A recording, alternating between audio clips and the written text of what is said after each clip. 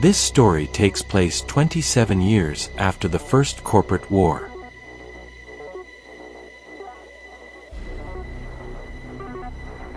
The Nest by Sean Carrière. Chapter 36. Without hesitation, Kyle dropped to one knee, hunched forward and covered the front of his helmet's visor with his left forearm. Half a second later, a flashbang went off somewhere a few meters above his head with a thunderous. The inside of the furniture store was illuminated bright as day for a fraction of a second. The young bounty hunter had kept his left eye partially open during the flash, and noticed several raccoon-sized rats scurrying away along the floor before disappearing under various pieces of furniture. The ugly things had been less than a meter away from him. By looking down and keeping at least one eye closed during the flashbang's explosion, Kyle had saved his vision.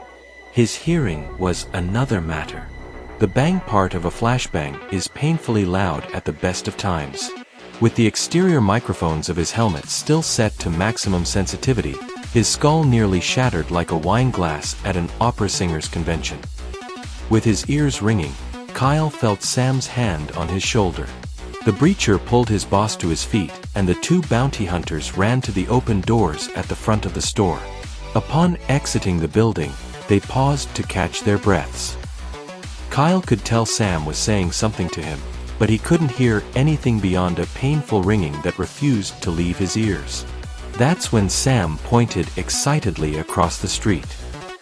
The young bounty hunter turned and looked to where his breacher was pointing. He didn't need his tack light to see it. The sidewalk across the street from them was completely covered with thousands of rats.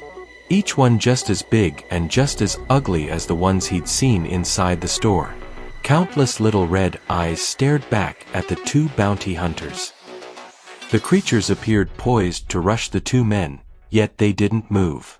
It was like they were awaiting some kind of signal, a dinner bell maybe. Kyle and Sam began walking back toward the bank at a slow, steady pace.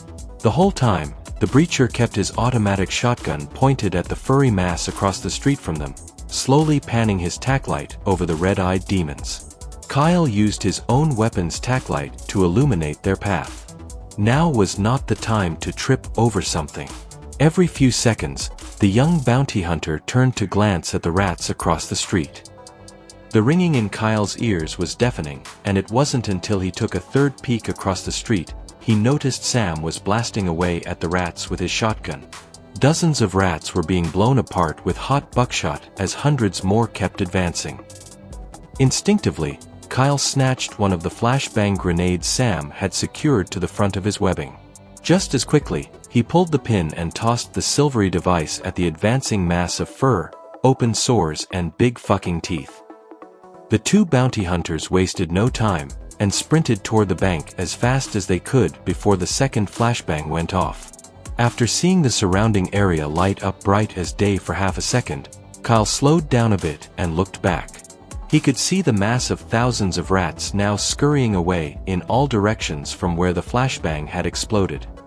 When the two men finally reached the front of the bank, Kyle snatched another flashbang off Sam's webbing and ordered him to get inside. At first, the young bounty hunter wasn't sure Sam heard him since he couldn't even hear himself, but the breacher obeyed after only a second of hesitation. With Sam now inside the bank, Kyle ran around the opposite corner of the building and into the farmer's market. The young bounty hunter then shined his tack light at Laura's truck. He saw hundreds of rats gathered around it. Kyle considered shooting the critters, but decided against it. He knew Laura would never forgive him if he shot her truck. Instead, the young bounty hunter pulled the pin on the flashbang he was holding and tossed it at the besieged vehicle. Kyle dropped to one knee again and used his left forearm to shield his eyes. A second later came the muffled, distant sounding of another flashbang explosion. At least Kyle's hearing was beginning to recover as he could hear something over the ringing in his ears. Be thankful for the small miracles. The young bounty hunter stood back up before shining the tack light at Laura's truck again. Panning the beam over the front driver's side tire, He couldn't believe what he saw. The rats had chewed the heavy-duty run flat all the way down to the metal rim. Dozens of dead rodents lay around the remains of the tire, their bellies filled with rubber, Kevlar, and various plastics.